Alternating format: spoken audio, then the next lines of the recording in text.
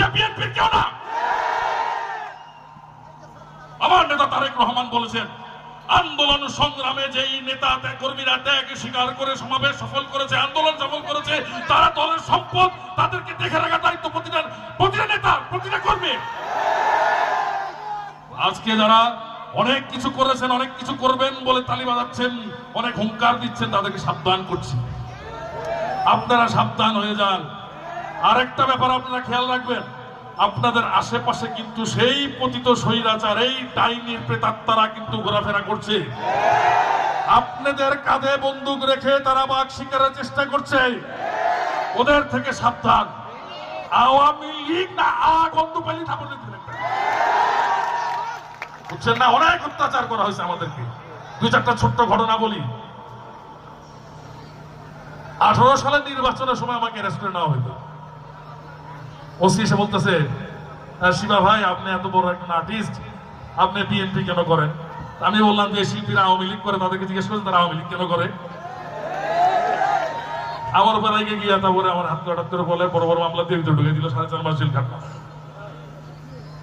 আমার এবছরের নির্বাচন যে করলো না ওরা, চুরির নির্বাচনটা, 7 জানুয়ারি, সেই নির্বাচনের সময় একটা ঘটনা বলি। তখন তো বাসায় থাকতে পারি না আমরা কেউ, মানে বিশেষ করে গত অক্টোবর, 28 অক্টোবর পর থেকে তো আমাদের বাসায় থাকা হয় না। মৌসুমি কোনো বাসায় 2 দিন থাকে, বাবু কোথায় থাকে কেউ জানে না। পরানকে ওর এলাকার আওয়ামী লীগের নেতা ওর আব্বাকে উঠাই নিয়ে যে থ্রেট মেট করছে যে বাড়ি বিক্রি করে চলে যেতে হবে, তোমার ছেলে বিএনপির মঞ্চে গান গায়, এরকম অনেক থ্রেট।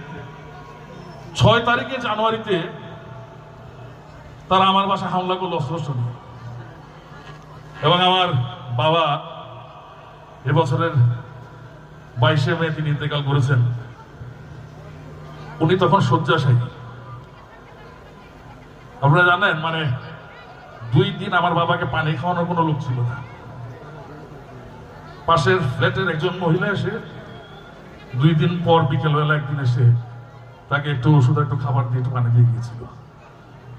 এই সমস্ত অত্যাচার সহ্য করেও আমরা স্বৈরাচারিণীর কোন হুঙ্কারকে ভয় না পেয়ে রাজপথেই ছিলাম। 5ই আগস্ট পর্যন্ত আমরা রাজপথেই ছিলাম। কিছু কিছু মহল, কিছু কিছু ব্যক্তি, কিছু কিছু সুশীলের বক্তব্য শুনি, ব্যাখ্যা শুনি আন্দোলন সম্বন্ধে।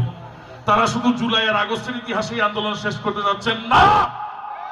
15 বছর 8 মাস বাংলাদেশের জাতীয়তাবাদী দলের প্রতিটি নেতা কর্মী যে আন্দোলন করেছে, ত্যাগ করেছে, তারই ফলশ্রুতিতে বয়ে এসেছে 5ই আগস্ট।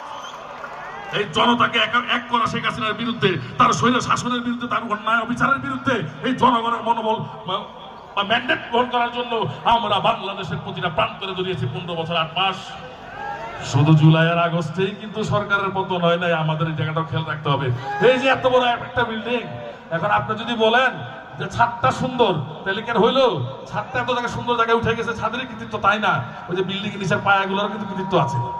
এই পায়াগুলো না হইলে ওই ছাদটা সুন্দর হইতো না। আমরা 15 বছর মাঠে আন্দোলন না করলে জুলাই আগস্ট হতো না। অতএব কথা আর বললাম না, অনেক কথা বলার ছিল, কত কথা বলবো। আপনাদেরকে শুধু একটা কথা বলতে চাই, আমার মনের দাবি আমি আপনাদের কাছে জানিয়ে দিতে চাই, আপনারাও সেই দাবিতে একমত এবং সোচ্চার হবেন।